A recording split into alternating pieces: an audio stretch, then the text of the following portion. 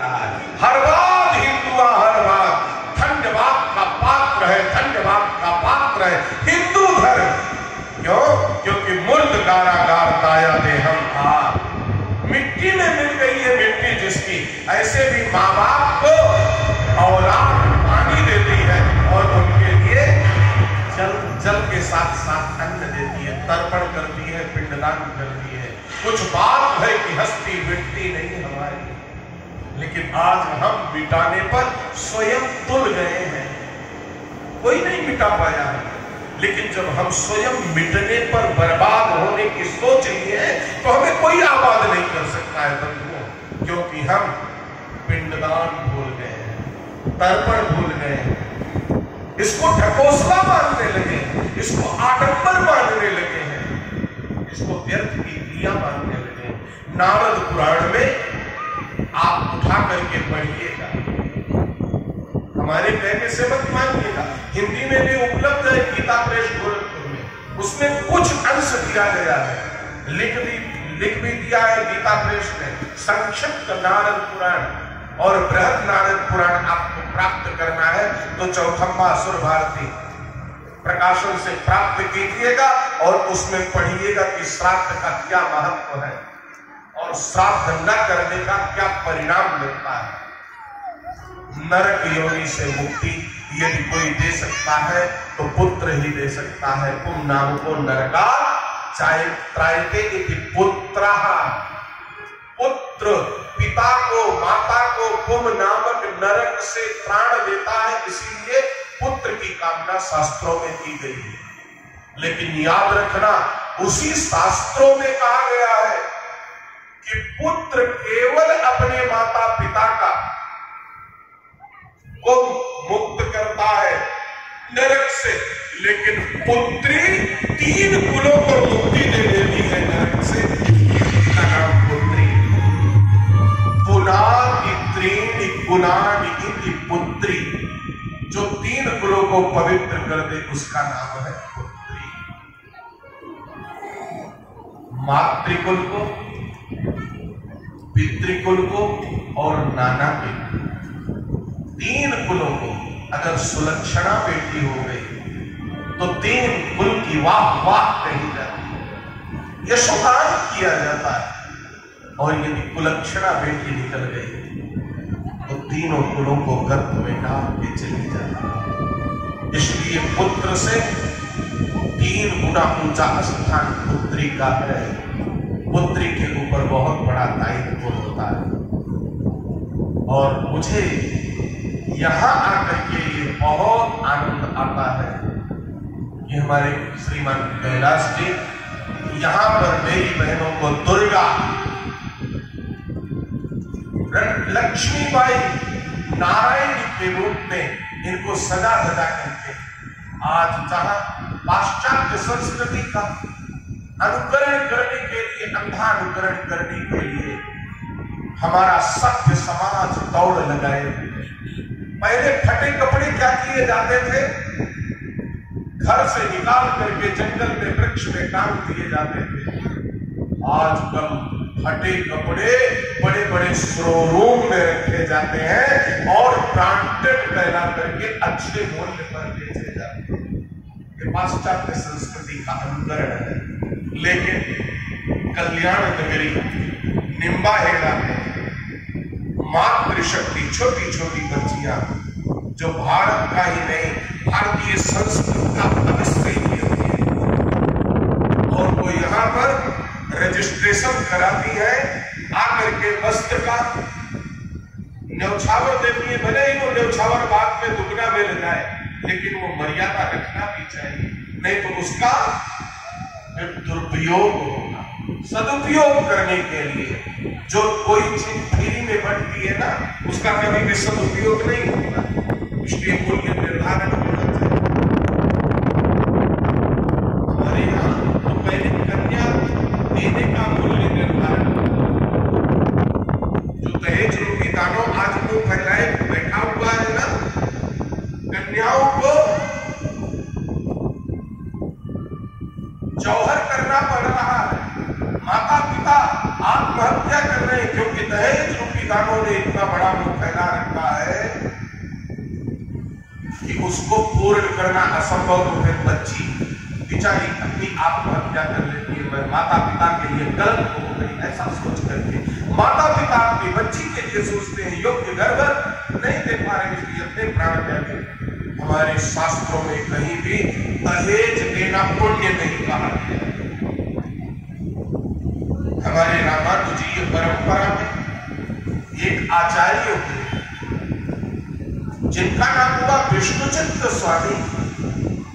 इस कलिकाल में जैसे मेवाड़ की बेटी मीरा देवी भगवत विग्रह में समा गई थी ना, ऐसे ही कलयुग के 98 वर्ष व्यतीत होने पर श्री राधा गोदा के रूप में इस धरती पर प्रकट हुई और भगवान गंगराम के विग्रह में समाहित हुए, जिनका उत्सव प्रत्येक जनवरी में वैष्णव मंदिरों में मनाया जाता है।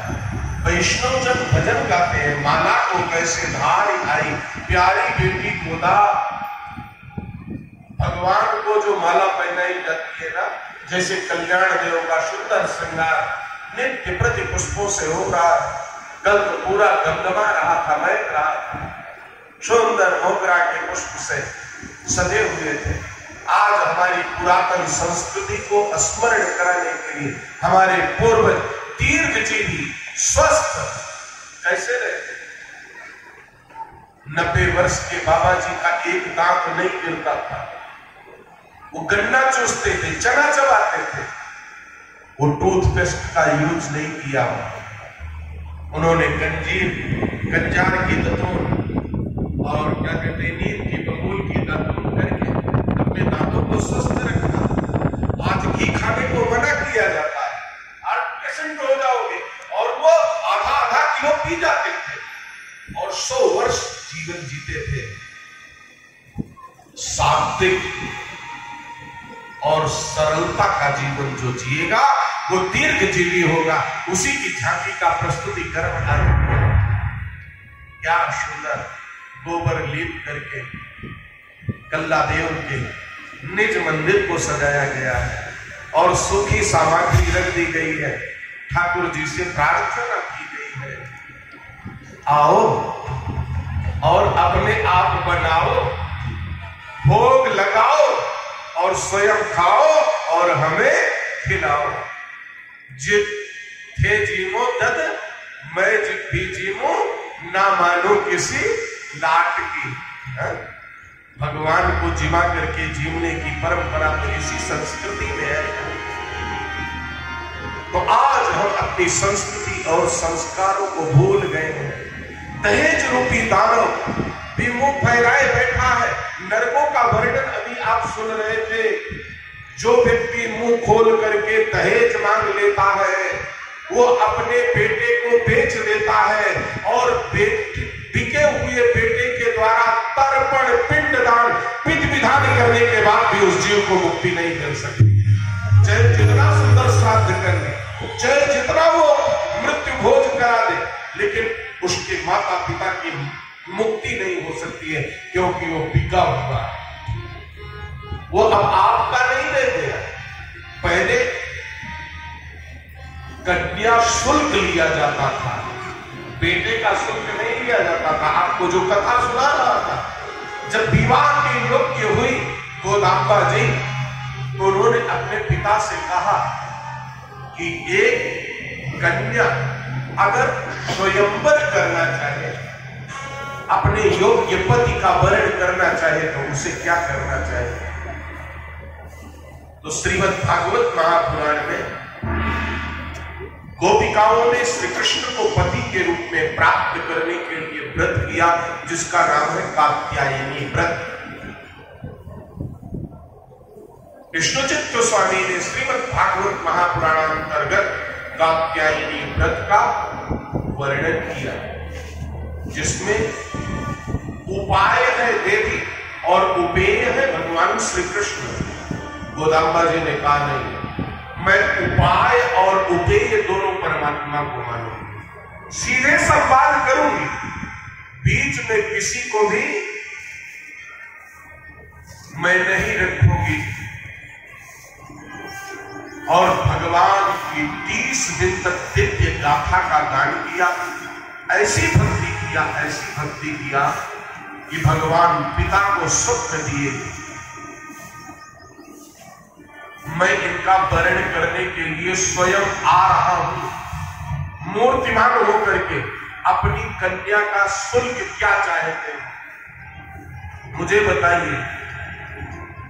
तो विष्णुचित्त स्वामी ने कहा, मेरी कन्या का वरण, हे बनवारी, हे गिरधारी, हे मुरलीधर, हे मुरारी, हे शंख चक्र गदा पद्मधारी चार भुजानाथ, यदि आप करना चाहते हो तो मुझे भक्ति दो अपने चरणों की, और जब इस संसार को छोड़ के जाओ तो मुक्ति दो। ये कन्या शुल्क मांगा था। ससुर मवर वंद्यम शुल्क माता तुमारा, द्विज कुल तिलकंतम विष्णु चित्तम नमामि। परमात्मा के, ईश्वर के, नारायण के ससुर बनने का जिनको अवसर प्राप्त हुआ, उन्होंने क्या मांगा कि अपनी कन्या का वरण आपसे तब करूंगा जब अपने चरणों की भक्ति और अपने दिव्य धाम में प्रवेश, एंट्री अर्थात मुक्ति दोगे, तब मैं अपनी कन्या का वरण करूंगा। और सशरीर जैसे मीरा गिरधर में समा गई थी, वैसे ही गोदांबा भगवान रंगनाथ में समा गई। इसलिए दहेज मत मुंह खोल करके मांगना, नहीं तो जिन नरकों का वर्णन अभी आपके सामने सूक्ष्म रूप से किया ना, इतना विशद वर्णन है कि मेरी कहने की हिम्मत नहीं पड़ रही। इतना विशद वर्णन है। देवर्षि नारद के सामने सनक जी महाराज कहते हैं, नरकों का वर्णन करने में मेरी तो बात छोड़ो, साक्षात शेष भगवान समर्थ नहीं है, इतना नरक का वर्णन किया गया है। लेकिन स्वल्प मुक्तिश्च धर्मस्य त्रायतो महतो भयात्। जीवन में छोटा सा सत्कर्म यदि कर लोगे तो नरकगामी नहीं होगे, क्योंकि कलयुग का एक विशेष प्रभाव है। कलयुग का प्रभाव क्या है? कलि करे एक पुनीत प्रभाव, कलि करे एक पुनीत प्रभाव, मानस पुण्य होई नहीं पावा, मानस पुण्य होई नहीं पावा। मानसिक पुण्य का फल प्राप्त हो जाता है, लेकिन पाप का फल नहीं मिलता है। इसलिए कलयुग में मानसिक पुण्य अर्जित करते रहो, अपने पितरों की मुक्ति के लिए पिंडदान करते रहो। ये हमारी संस्कृति का सबसे अनुपम उपहार हमारे पूर्वजों के द्वारा प्राप्त हुआ है। दिया करके, चौथाला करके, इति श्रीमंत माता पिता के ऋण से मुक्त होने के लिए कम से कम 10 दिन का सूतक जरूर मानो बंधुओं। आपके सारे कष्ट मिट जाएंगे, आपके यहाँ पर अकाल मृत्यु नहीं होगी, आप रोगग्रस्त नहीं होंगे, आपके जीवन में कभी धनाभाव नहीं होगा। कोई टोना टोटका करने की जरूरत नहीं है। संसार के सबसे बड़े देवता इस धरती पर कोई है तो आपके माँ बाप हैं। जीते जी उनकी खूब सेवा करना और जाने के बाद उनको अनुभव करो कि माता पिता मेरे पास है।